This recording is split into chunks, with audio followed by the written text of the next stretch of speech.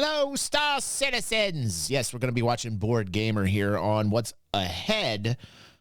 Coming up, it's going to be epic according to him.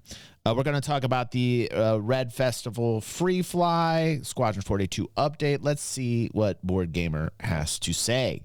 Hello and welcome to some more Star Citizen. CIG have put out an epic month ahead post looking forward to the rest of January and February. So what's going on? What have we got to look forward to? I'll also give you some added context with these as well, because a few other things have happened. An epic month ahead. Star Citizen Alpha 4.0.1 is steadily moving through PTU and is already accessible to all backers. A big thank you to everyone testing and sharing feedback. Your reports have been critical in addressing key issues and making it a better experience for. Yeah, they're coming back to the office. Things are going to start getting a little bit more streamlined. Hopefully all these bugs and everything that we're experiencing in 4.0 is going to clear itself up.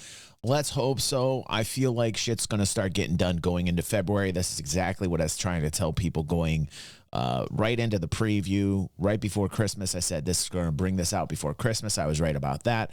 They brought it out in a preview type mode. I said there was going to be bugs. We'd all have issues. It's going to be hell. That's actually currently happening and through January. And now I think towards February, people getting back in the office. I think next week is Inside Star Citizen, and you'll start to see, hopefully, a lot of the issues that we're having at least touched upon. Everyone with the Pyro system bringing new challenges and opportunities. There's plenty to look forward to as we wrap up January and head into February. With that in mind, there is a new open PT patch for 4.0.1 that CIG put out a few hours ago. There's a load of possible fixes for missions, cargo, and ships. So they've got new listings for possible fixes and a level of importance of blockers and bugs. In this patch, they also buffed size 6 and size 10 station turrets with their prediction. Basically, they should hit targets more often, and when combined with quicker tracking and rotational speeds that they gave them in an earlier patch, this makes them extra deadly. It also listed some critical issues like infinite loading screens that CIG are trying to fix, but also a block of sort of like a major super critical thing that they need to solve, which is vehicles not being able to be stored at assigned hangars after landing. Obviously, that's relatively egregious in a spaceship game. Also part of that patch, along with a load of hotfixes and improvements, is the Save Stanton Chapter 2 mission set, which I believe is a one-and-done narrative mission set that they'll be running for the duration, potentially, of 4.0.1, but it is a limited time. What's going on with that? Recent attacks in Stanton by the newly emerged Slicer Gang from the Pyro system have stirred local debates. The Frontier Fighters, a civilian group, are ready to retaliate, advocating for aggressive action against Pyro. In contrast, Citizens for Prosperity urges caution to prevent broad criminal profiling. As tensions rise and factions like the Headhunters resist the Frontier Fighters' extreme measures, the situation demands a choice. Where does your allegiance lie? Get ready to explore these dynamics further in Save Stanton Chapter 2 with the release of Alpha 4. I'm going to say something that's probably not going to be popular, but when has that ever stopped me before? These dynamic missions and these PvE events are always a cluster F, if you know what I'm saying. They always end up being that way. I understand what they're trying to do here. They're trying to keep people interested and motivated, because 90% of people, fortunately or unfortunately, depending upon your perspective, love being hand-fed missions like these. And, you know, a lot of work goes into these. A lot of time goes into this from the employees that do the level design and think about everything that needs to be coded in, and, you know, all the additional NPC AI, everything that needs to be done for these dynamic events takes a lot of work. In the state that it's in, I personally would rather them work on, you know, people that are doing this work on the dungeon leveling, like how they're going to talk, the dungeon crawling that's planned for ARC, like, you know, the leveling the beneath ARC Corp, these types of things. I would almost rather them do that type of thing. Anytime this happens, it's seriously, it's always a cluster. And I just feel like you could take all the people that are working on these types of events and find other uses for their time and their energy that would help actually bring the PU to a better state. That's just my opinion on the matter. I feel like players themselves, if you create like jump towns everywhere, you know, especially in Pyro, maybe not Stan so much because everybody's going to go, oh, PvP. But like a lot of times, if you create areas of interest in a game, the players can do the rest.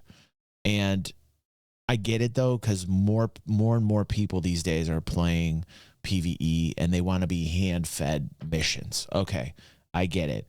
But like in the grand scheme of everything with the development of the persistent universe and where we're at, it kind of is like it almost sets them back further in the progress of the game. These missions are just placeholders to keep people busy so that they can be like, ooh, something to do. And it's like, I don't know. It just seems like these types of missions are a waste of time to me. It seems like the manpower and the resources need to be put towards, just actually like the missions in the MOBI, just general missions and factioning.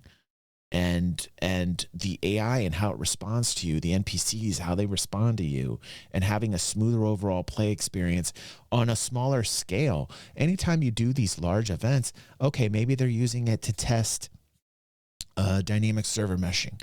I get it. Maybe they're using it to test the features they're bringing in. I get that. But at the same time, cap loads, player loads, these types of things, I understand. But I always feel like these types of events actually just take away from the progress. These aren't even going to be in the actual finished persistent universe. And if they are, people won't even care. I don't even think that they would care or even know where this spawned from or originated from.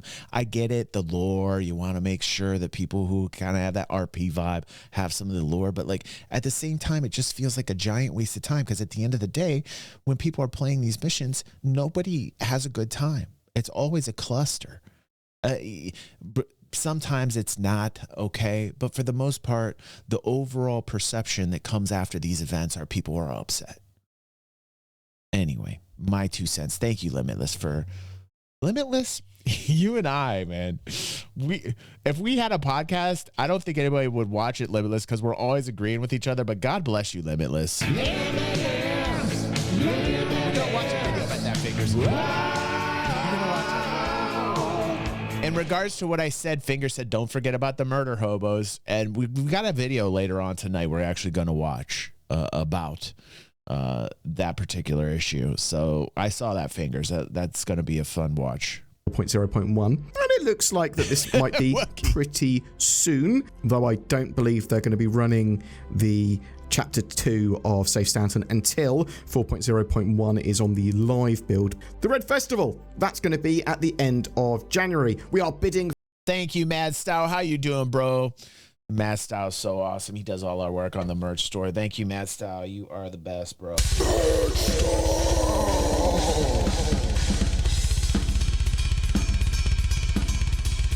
Thank you, bro.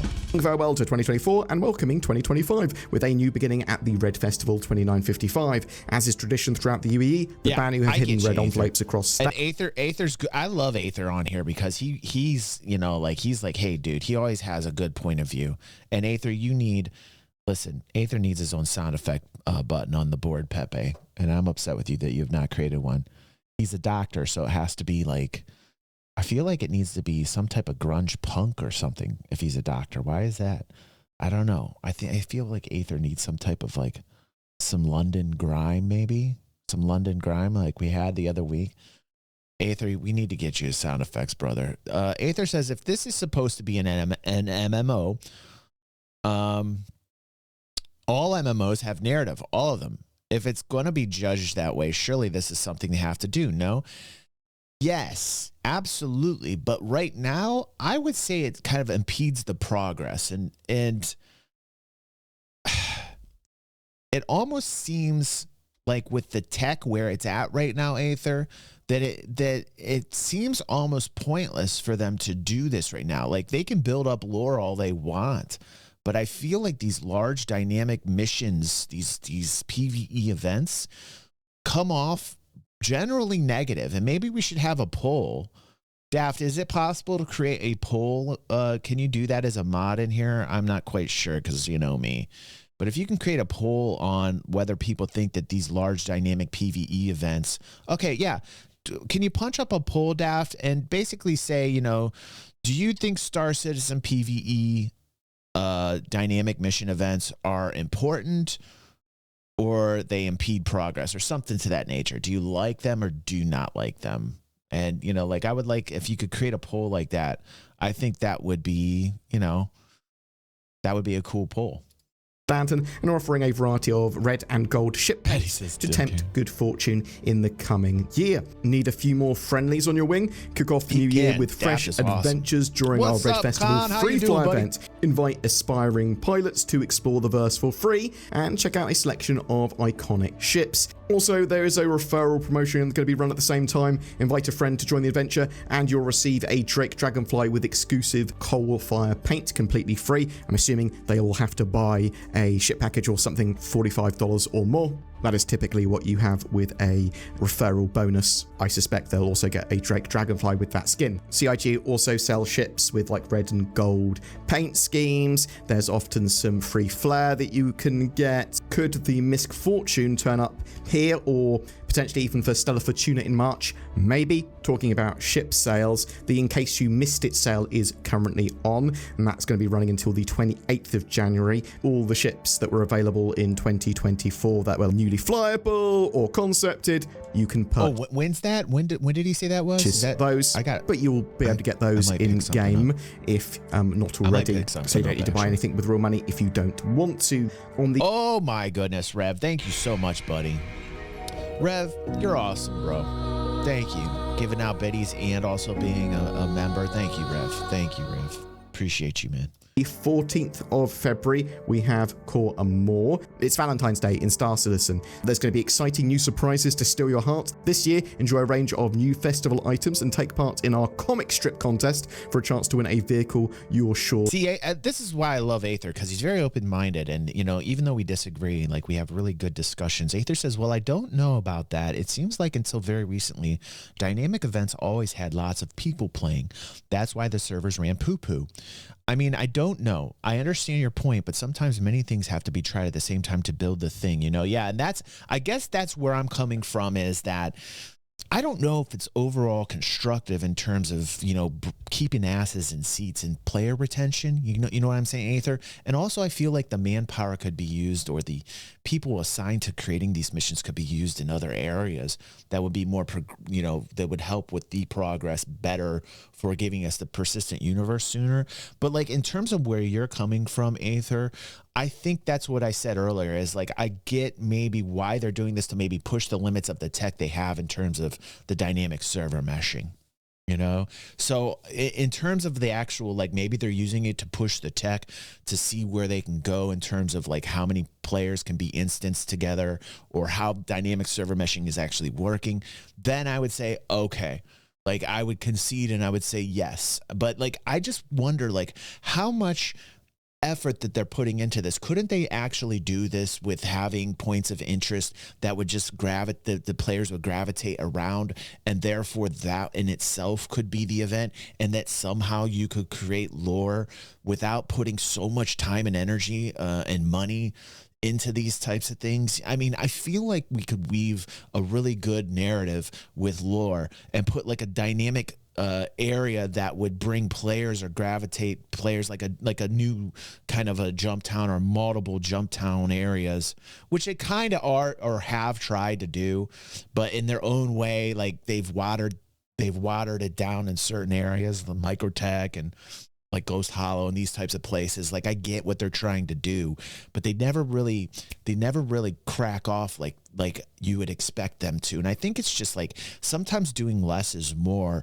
and having people, you know, gravitate around these areas would be the best things to do. Poll is now ended. It looks like we've got PvE events, good or bad.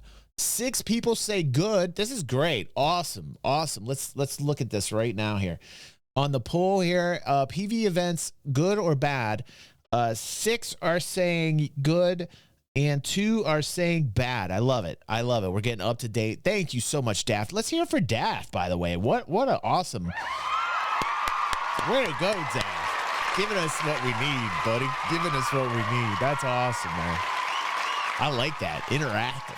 To fall for. Let us know what you think in the comments on YouTube. Entering also. its 10th year anniversary.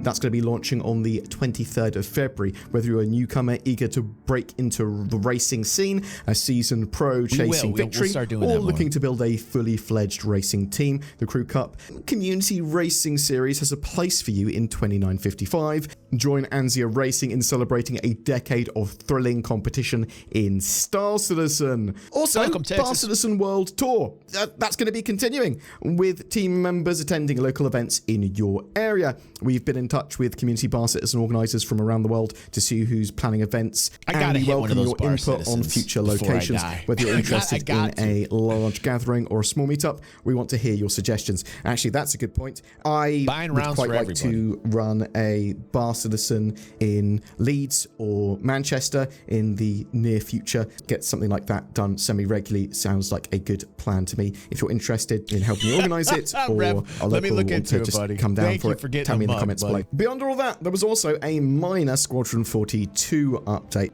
So they're sort of reworking their newsletters, their monthly reports, it looks like, for this. And this one, relatively disappointing from my point of view, because I would like a really deep dive into what Clan Imperium have been working on, what their teams have been working on, all that sort of stuff. But Squadron 42, basically they reiterated it's going to be launching in 2026, and they are going to mostly be polishing stuff, right? And a lot of the stuff they're doing work-wise is actually going to be reflected in the normal Persistent Universe monthly report, which I will have potentially got out by the time you see this video. So one of the things that CIG said in that newsletter update, last summer we embarked on our most ambitious musical project to date, bringing Jeff Zanelli's expansive Squadron 42 soundtrack to life under the baton of orchestra and conductor Oscar Senen. 6 days of recording at Abbey Road Studios produced 2.5 hours of incredible music. This included a 96-piece orchestra, 40-piece choir, 6 bagpipes, recording over 130 tracks, which many of you may have heard during the CitizenCon 2954 gameplay reveal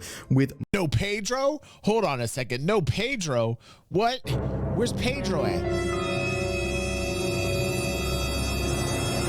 Oh my God, Pedro! Somebody give him an email. What's going on here? Music email without Pedro. There is a screenshot contest to win a signed music sheet. Get him in on the Squadron 42 wallpapers, and they are selling a Squadron 42 sticker set as well. I'll link the newsletter down below, along with the Epic Month Ahead post. Boom! That's it for your Star Citizen updates today. Very excited for Alpha 4.0.1 making way through the Open PTU still. It is getting better and better. There are critical and major blockers that they want to solve before pushing it out to preview and live, or potentially even straight to live. We'll have to see how that shakes out. It'll be but I'm really quick, interested to know, are you excited for a free flight coming later this month? So yeah, with the Red Festival. When do you think the Misc Fortune is going to go on sale? Are you having a great time? Did we get a price on the Misc Fortune? We just watched, by the way, if you're wondering, we just watched a highlight prior to this. There was a leak on the Misc Fortune. Did we get a price point on the Misc Fortune? I don't think I asked that when we were watching. 4.0.1. Okay. Are you super excited for stuff coming in February with Quarter More or the Crew Cup, or potentially even more hotfixes and updates for Alpha 4.0.1? Whatever your thoughts or questions, tell me in the comments below. Thank you so much for watching, and I hope you have a great rest of your January. All right, that's cool. Getting a little bit of the news from BoredGamer there.